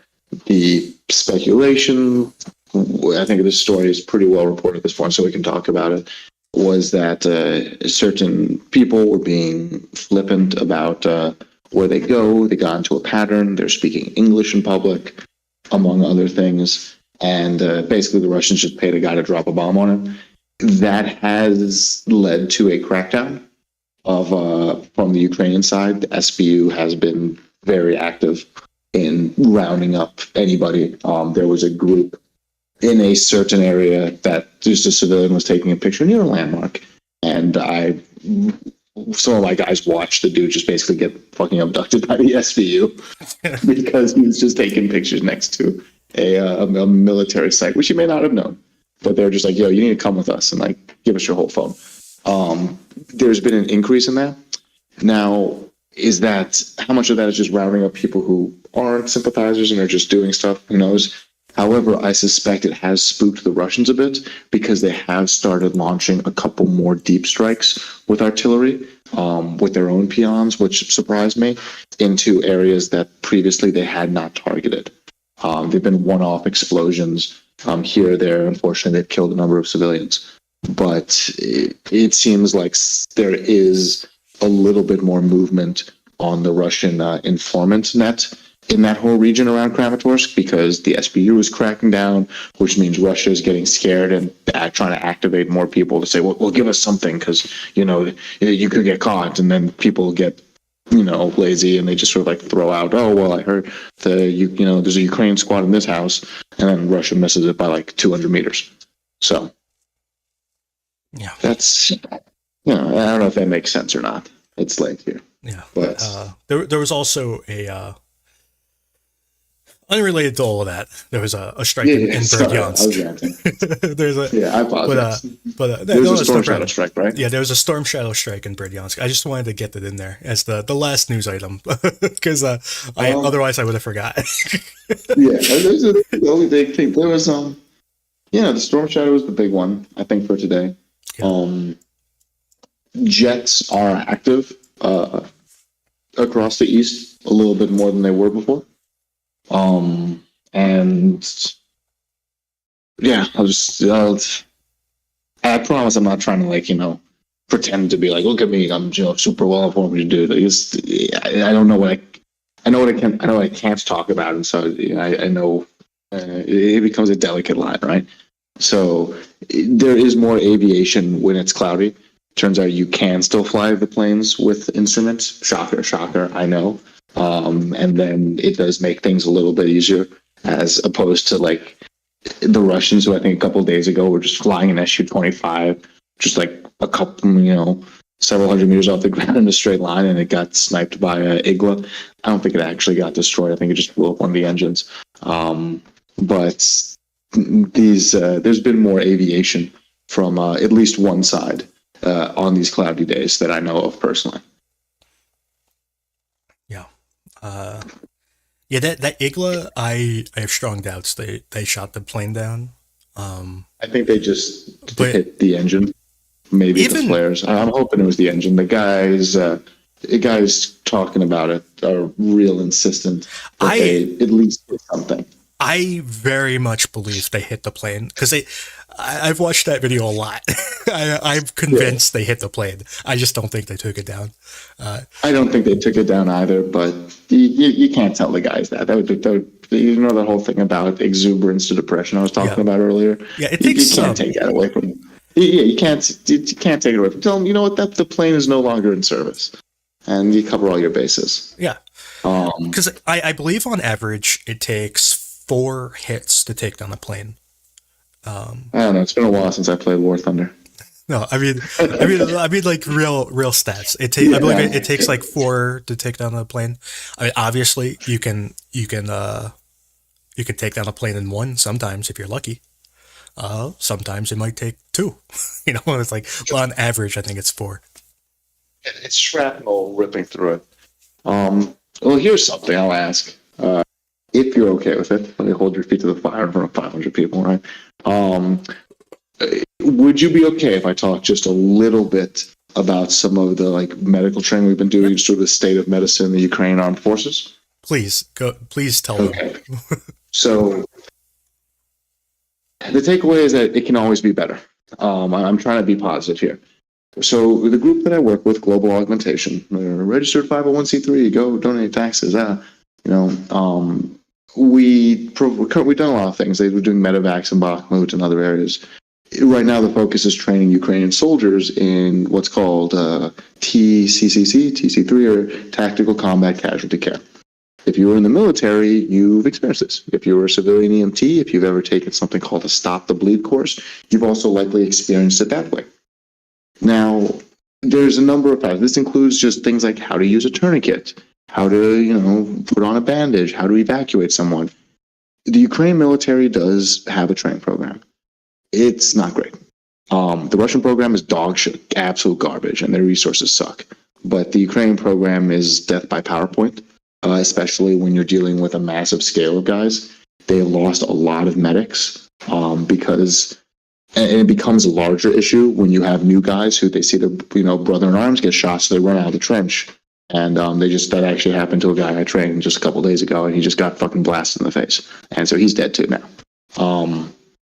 Because you don't have enough time with these guys to really drive into them like you are an asset. And so all these groups are training medics, and they're doing a good job, and they need to train more medics. That takes some time. You cannot train a medic in a day. Anybody who tells you that is lying to your face. You can't even train them in a week. You can train somebody to put IVs in people in a week if they've done another 2 weeks of previous training on and understand the anatomy. We're not really doing that. We are training each individual combat soldier in what's considered all service members level, or the basics. It is in the United States military, it's an 8-hour course. We can do it in 8 hours. The Ukrainians learn fast. They really do. And they understand it. And it's just practice, practice, practice. And there has been tremendous benefits. At least with one unit, and the numbers may surprise you. The wounded in action to death rate was less than 50% of the people who got wounded survived. Let me just put it there. Not the guys who got killed right then and there, because that happens, and there's nothing I can do to change that when somebody runs into a PKM or has a mortar dropped on them. But casualty evacuations in at least a couple of these TDF units just didn't happen. People sat in the trenches and just rotted for 3 hours. And then, surprise, surprise, even if you get out to a hospital, you're dead. They put a tourniquet on wrong, and you bleed out. And, the guy died because he had an e-cigarette in his pocket. So smoking kills, because the tourniquet didn't clamp down the artery enough, and he just bled out all over the fucking place. The people who take this training, and there is statistical evidence from the U.S. military suggested, going back 20 years, I had read it, I had believed it, but it's a scientific paper. I've worked on scientific papers before. How accurate can it be? I can tell you with 100% certainty that just the bare minimum of how to deal with massive bleeding, how to deal with respiratory distress, it changes things. We have guys who are assaulting trenches where, yes, the guys who die. Okay, the dudes who get shot in the face, they die. The dudes who get wounded, the last group, 100% of them survive. Now, unfortunately, that's an outlier. It's not always 100%. I wish it was. But the difference has jumped from being less than 50% survival to over 90%. And it's just, I wish I could tell you that I was exaggerating it. I'm glad it's happening. I'm disgusted that it had to happen in this way. I wish that the bare minimum standards were higher, but that's what happens when you take a military of 250,000 and you turn them into a 1 million man army. Actually, if you scroll up, that's a funny picture, that a car that got all jacked up. So yeah, I can talk about this one. Some guys of mine, I paid like a couple $100 to repair a medic's car, which is why it's got medic plates on it. Literally the day before, guy brings it back up from a town in the south, and I said, "Oh, that's great. We have 2 vehicles now. We can use one to drive supplies down south to a person around Avdiivka, an American medic that Andrew knows." Great. So I send 2 guys down there, and I trust them. I know where they're going, and I call them, and they don't really know the front lines. They don't use Andrew's map for everything like I do. And so I call them. I say, "Hey, so how are you feeling?" They go, "Oh, our car broke down, and we're going to get picked up by this person." I go, "Oh, that's fine. Where is it?" "Oh, you had some engine troubles. You had to walk a bit." "Fine. Send me a pin." And they drop me a pin on top of the fucking counteroffensive. not in the counteroffensive, but like Yeah, way too close. it's And pretty I look at close. it, yeah, and I was like, that's not accurate. You sent me the wrong pin. They go, no, that's where it is. I go, why in God's green earth are you in Zaporizhia? It's like, what the fuck are you doing, my guy? And they're like, well, you see, and they kind of slow rolled it out. Like, well, it's fine. I only learned later they've gone like to the trench line to go help and do some stuff, and they dropped off a bunch of really good medical gauze that got used within like 10 minutes. This is the counteroffensive is bloody. I'll detract from the positive part of the story real quick. Counteroffensive is horrifically bloody. You guys have no fucking idea. But that's what happens when you assault defensive positions. So they dropped off a bunch of medical supplies. Now they get it like towed back. They're actually walking past tankers heading towards the trench line, and it's like 11 o'clock, 10 o'clock at night now. And the tankers are like, "What you guys doing here? You okay there, buddy?" And the local military, police group comes over and is like, "Oh, okay, you guys are a bunch of foreigners, with this medic thing. Like, we'll help you." They tow the car back up to someplace. They then they leave. What I didn't know is they had a bunch of our supplies in the back, and the guys were tired. They had just, they're listening to shelling in the distance. They weren't thinking, and so they left all the stuff in the ambulance. Or this medevac vehicle was an ambulance. Car gets towed. They go back the next day. They try and start. They can't. They go to tow the vehicle, and like 20 kilometers up the road, now like outside of at least mortar range, the car like blows a tire. Cool. Well, this car wasn't properly maintained by the guy who was lending it to us, basically. So the tire's so rusted on they couldn't get it off. So they leave the fucking car again with all the stuff in the back of it. Come back the next day, car's been broken into, everything's been taken. Several $100s worth of power banks that they really shouldn't have had in there has been taken. They stole the battery out of the front of the car, which was pretty funny. They just Mad Max the whole Yeah, they stole everything. They stole everything. They stole the car the next day. They took the car too? They took the car too. It's like, they're not using it, it's mine now. No, it's pretty funny. Like, they just keep coming back and scavenging more. And the joke within you're like, week, you're going to see that car, like, strapped full of explosives rolling down a hill in Zaporizhia somewhere. But I had to slow roll the news to the guy who lent us the car. Because he was like, well, he understands, he's a soldier. And, it wasn't his only car. I was like, so, that car I fixed that you weren't using for the past, several months? Well, it turns out you may not be using it. He's like, well, it's been broken. I can go get it. I'm like, no. If you can find it. But it's a bit of a fun story. I stole the car too. And I want to stress that this happened over the course of days. Like that. This is the important part. Is that this was 48 hours? And I talked to some soldiers here, and the command sergeant major was like, "Yeah, what the fuck do you think happens?" He's like, "It's obviously a military car. Like somebody looks at it and he goes, yeah, there's like an unwritten rule. If it sits there overnight, like it's 50-50 toss. After that, it's just if your car breaks down, you should just leave the fucking keys in it. Either come back and get it or leave the keys in it so the guy doesn't have to break the window. You're the asshole for taking the keys with you." I was like, well, I had stuff in there. I would like it back. It's like, no problem. This is the only thing is you get a Lada because nobody wants a fucking Lada out here. Because they just break all the goddamn time. But yeah, so fun story there. It does cost money, unfortunately, because we are trying to get another vehicle as I move. I've got like a group of about 10 to a dozen guys that I'm moving around the country these days. We have a lot of equipment that gets used up because we're training about 50 dudes a day in the basics. 35 to 50. The high water point was 80, which was, I'll admit, touch and go. We basically conscripted a bunch of medics to also help with the training because it's basic stuff.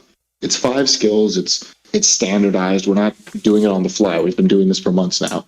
But when we show up and when they're like, oh, well, you're going to have like, 30, maybe 50 guys, like, okay, we've done 35. We've done up to 50. And we show up and there's like 80 guys. And then the drivers show up and then there's like 100 dudes just standing around. You're like, ugh.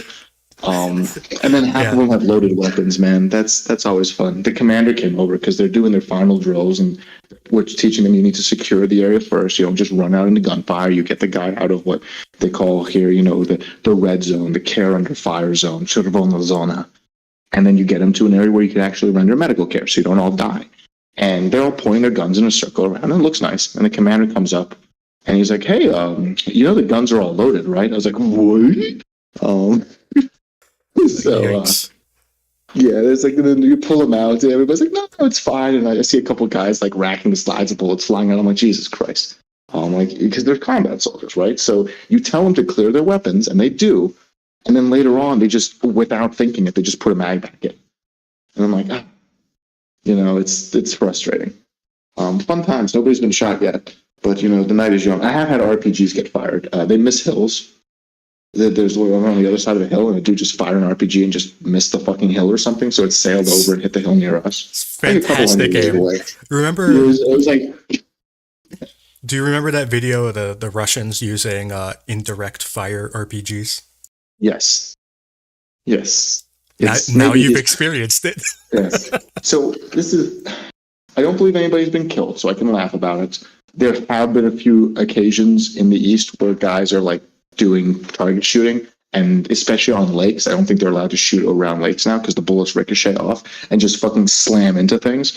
And some dude got his tractor like riddled with bullets because a PKM just like bounced off a fucking lake and just like blasted his cabin. And like the tractor driver was like fucking pissed. Yeah, I would be too. That is awful. Just like, yeah. But so we are training guys. We are seeing quantifiable increases in survivability. We're not to, if you do the statistics and you look at the casualties guys are taking statistically, there's about somewhere between 2 to 3 lives saved every day.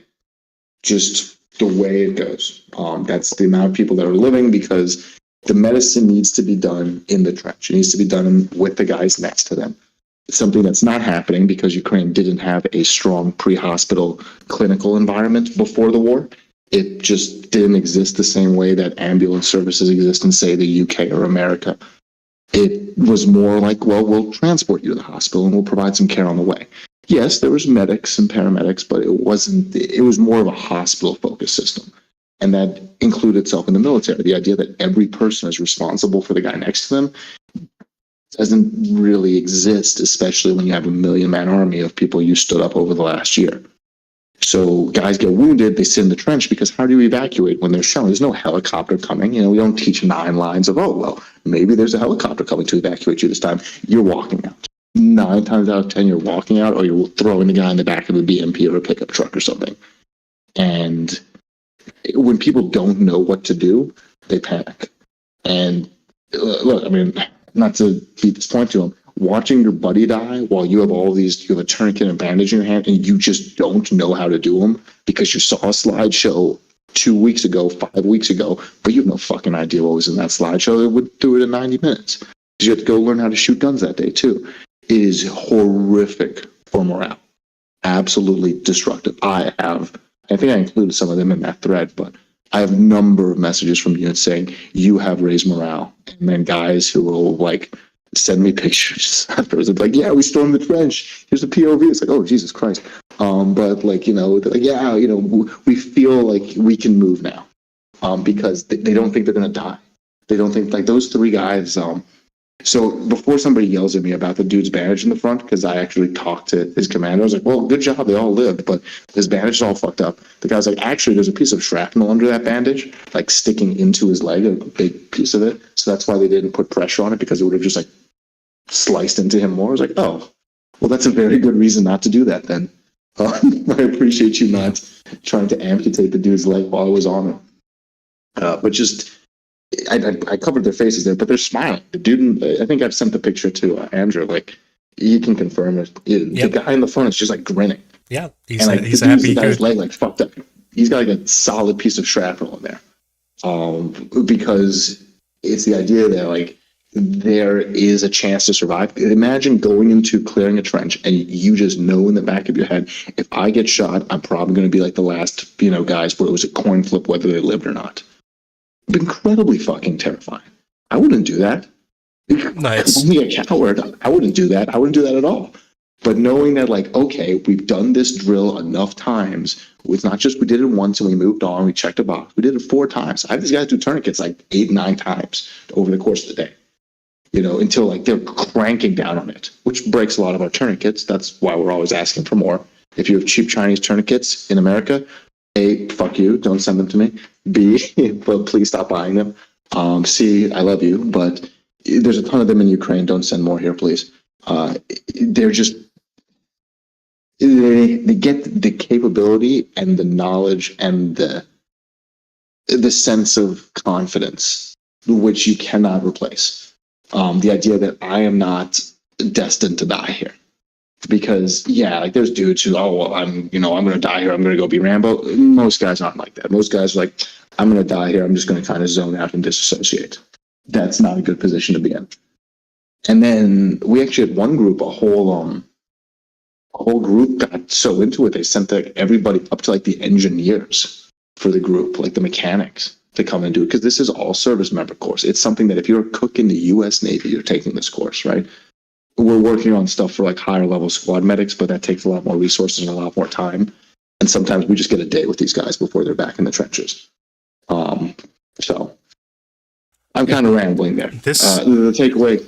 This work is incredibly important. I can't even imagine going into combat without knowing these things. These are like, basic things that are required. You can't fight a war without this stuff. And it's everybody in the Ukrainian army needs to be taught this. And you're teaching them, 30 at a time, sometimes 80 at a time. So luckily it's mostly 50 now. 35, it's funny because, Kyiv is great. I love it, but it's a swamp, man. You get stuck there, you'll never leave. And there are people there who they have really nice, classrooms and great resources, and they do tremendous work. Don't let me talk them down. And I've sat down with them, and they go, well, what's your experience? Say, we've been doing this. This is, a course catalog. This is the amount of people we train. They go, well, we'd like to keep it as a student-to-teacher ratio of like 1 to 8, 1 to 10. And I was like, man, fuck student-to-teacher ratios. All my homies hate student-teacher ratios. When I was in high school, we had one guy teaching 30. We'll be fine. And that's, a little flippant. We don't quite do it that way. We're very, very lucky to have good translators and the ability to essentially pull medics. And we have some guys from the medical brigade who are, Ukrainian speaking English, but we've done this training with them, 30 times now. They've seen it 20 some odd times. They know what's coming next. They don't need to even listen to us. And my guys speak a little Ukrainian too, at this point, at least enough to yell at people to put on a tourniquet better. So you can, and the Ukrainians learn fast. They're very motivated. All the talk about Ukrainians learning quick, it's not just positive propaganda. When guys realize that this is something that is directly applicable to their survival, they practice it. We have guys who had one dude, he snuck back into training like 2 or 3 times. And I was like, who's this guy? Like, what the fuck? And I recognize this dude. And one of the commanders goes over and is like, why are you here? And like starts yelling at the guy, and the dude's like, no, you don't understand. Like, my commander sent me back. It's like, well, but we're doing the same thing. Like, if you wanted to learn more, why didn't you raise your hand? Why didn't you tell us? Like, that we could teach you more. He goes, I didn't want to interrupt. I just wanted to. And he's like starting from scratch every day. And we're like, there's advanced courses, buddy. You could have just asked, like, here, go do this, like, squad medic course instead. But guys feel passionate about it. Now, not to put too fine a point on it, but we're pretty broke. Turns out losing a bunch of vehicles and paying for all your own medical stuff and not charging for people does help that, plus covering 10 guys in fuel. So, yeah, it's not sexy. It's not cool. It's not the same as I'm going to buy 12 million Chinese tourniquets on Amazon and FedEx them so they get to Ukraine in 6 months. Sorry. It's a we're registered 501c3 in Wisconsin, or Wisconsin, as it's misspelled on the website still. But if you can find it in your heart to throw a couple bucks, I mean, bro, I'll whore myself out and all my guys out for tourniquets at this point, because we're also getting to the point where we're issuing tourniquets to these guys. We started doing it. The really good medic down towards Avdiivka does it, where they check the guy's armor and they check their tourniquets and their first aid kits.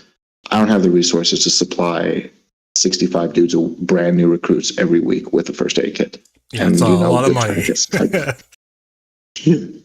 I mean, just to put that in perspective, that's like 12 grand a week or something, right? Yeah, I can't. Well, I just can't do it. It'd be 65 we were able to get a bunch of tourniquets for one of the assault groups and give them out, and then be like, okay, like you're all going to stay an extra hour because these tourniquets are a little different. They're good ones, but you're going to stay with us an extra hour to learn how to use them. And the guys were like happy to do that. They're like, absolutely, please, because the Chinese tourniquets they break, and we lose like 5 a day, 6 a day, and we had a couple hundred when we came down here, but it's a lot less than that now.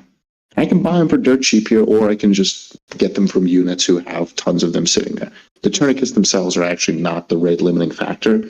It's the pressure bandages, because we reuse them. The guys don't just put them on once. And unfortunately, but I want to have every guy during training have at least one per student, ideally no less than one per two, so they can practice. Because if you have one per like 5 guys, 4 dudes are standing around. We've got 8 hours. We don't have time. We can't just stand around all day. So, and especially if we're out in the open, right?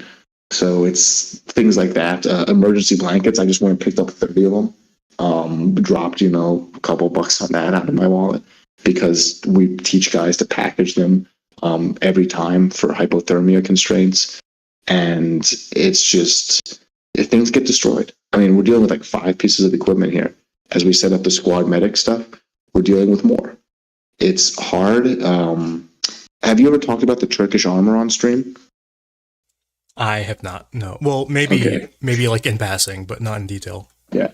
So there's a lot of armor here that's not great, or guys don't know how to wear it. And let me rewind back. This is not a failing so much of the Ukrainian system as if you went to quadruple the size of your military and then also was fighting an existential war, you're going to lose people and you're going to have brain drain. And that's just what we're dealing with here. Sometimes that manifests in guys just don't have stuff. Some guys, like, armor is like hanging down, like basically to their nipple line. And you're like, buddy, you have like your heart's up here. You have other things you need to protect. And so we've gotten to the point where it's like checking guys' armor, making sure it's tight. There's this like purple camouflaged Turkish armor, which the police like to wear out east, which actually makes sense for them. But the soldiers wear it, and it's actually very comfortable, but you can't adjust the straps for shit. And the reason I tell this story is we had a guy who he showed up, and we're just going down a line, like, show us your armor. Okay, you're good. Keep moving. Your armor's not good. Okay, go to that guy. He'll help you fix it out. Keep it moving. We got 120 dudes who are on base. And the guy comes up to me, and I'm like, okay, your armor's not fitting. And he sends him to a dude guy, and the guy just stares at him, because we're like, well, can you tighten up on your shoulders? Like, I don't think so. And the volunteer who's with me is just staring at him for like 30 seconds. And the soldier, basically, poor guy, nearly had like a fucking panic attack, because he's like, oh my God, I'm going to die. And then because he's like, well, do you have a tourniquet? No. Do you have a first aid kit? No. And the dude starts shaking.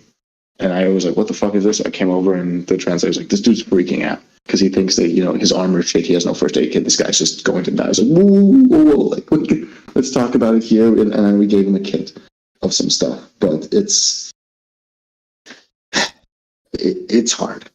And I will never have the resources that I would love to have. That's just not going to happen. I'm not going to pretend that yours truly is equipping, battalions and brigades. We can train about 1,000 guys a month right now with, one of our first months out in the Donbass full time.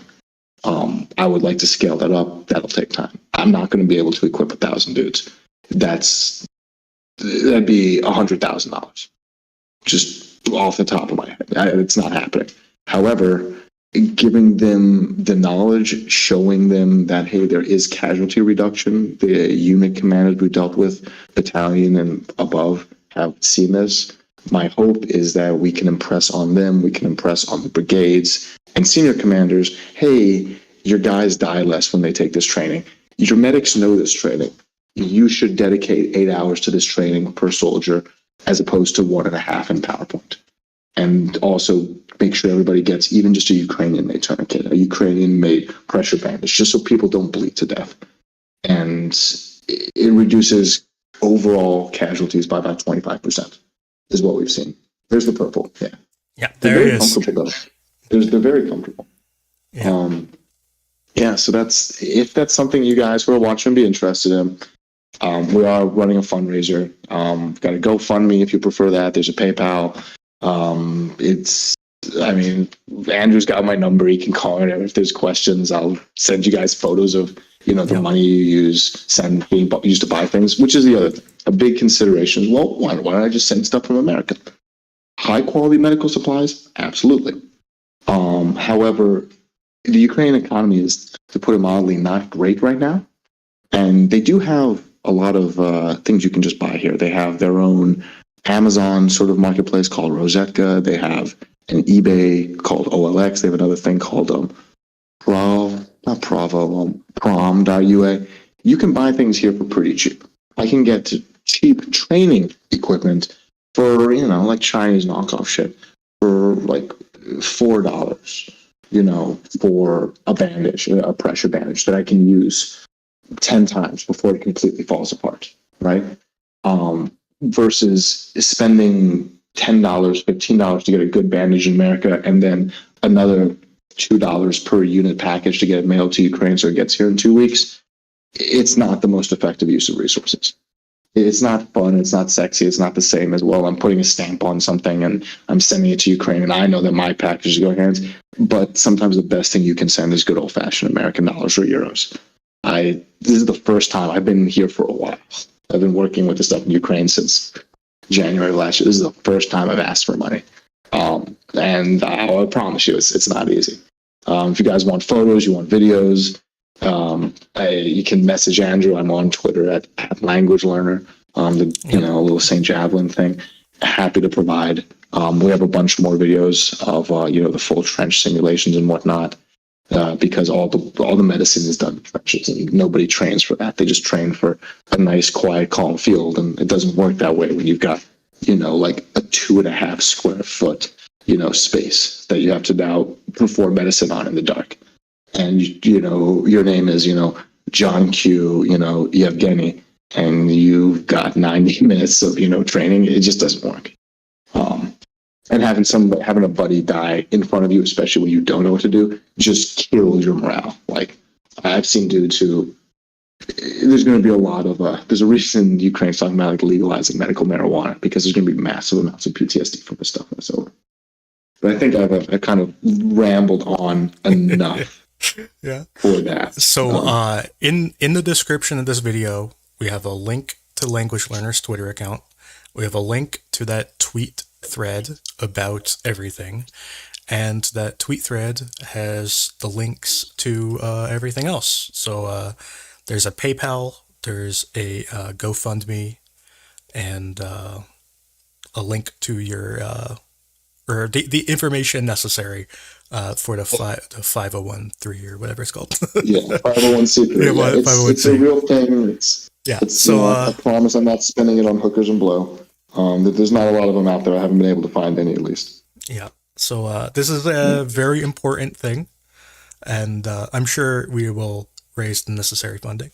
It's whatever it is fine. I mean, there's a goal, but at this point, for 10 guys, I'm really $2,500 to $3,000 a month allows me to subsidize everything, because we don't charge the units, and frankly, we've been doing it with a lot less. My hope is that if I'm able to score 10 grand, then that subsidizes us through until at least the winter months when things slow down and we're no longer dealing with the same pace of casualties. But look, man, if I can get a couple $100, it's better than where we're at now. So there's very few things I won't do for money here. So if you're looking for a good time out in the Donbass, give me a call. I can't promise a good time, but I'll promise a cheap one. All right. So thank you. Yeah. Well, thank you. And then thank you guys for everything. And seriously, the stuff Andrew does is phenomenal. The work he does, the people he communicates with, the information he provides is invaluable. It has already saved lives. I've directed it to humanitarian groups who are instead like, well, we're going to drive into North Kupiansk today. I go, but why do you desire to drive into artillery fire? Well, we need to deliver all these blankets. My brother in Christ, it is April.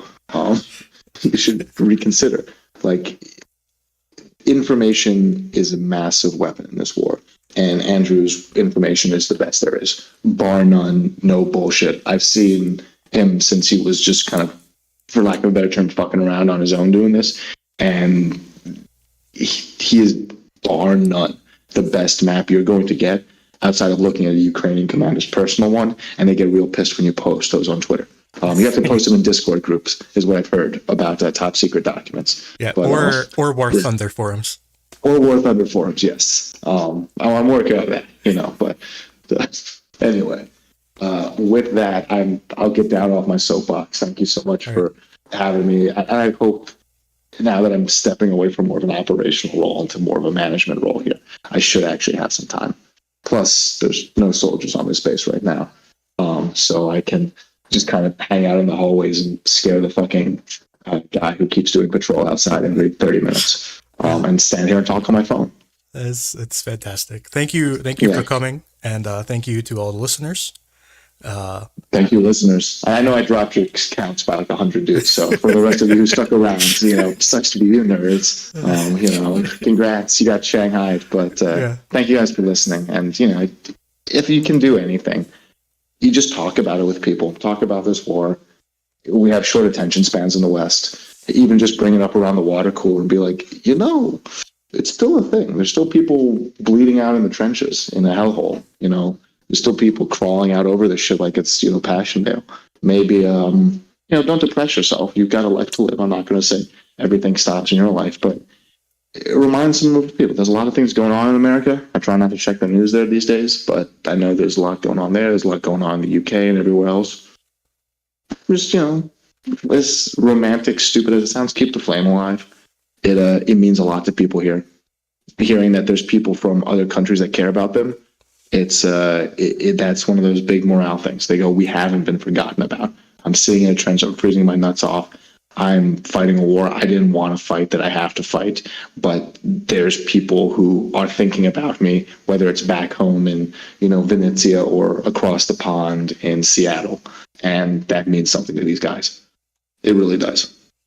And with that, I think I'll leave you to it, brother. All right.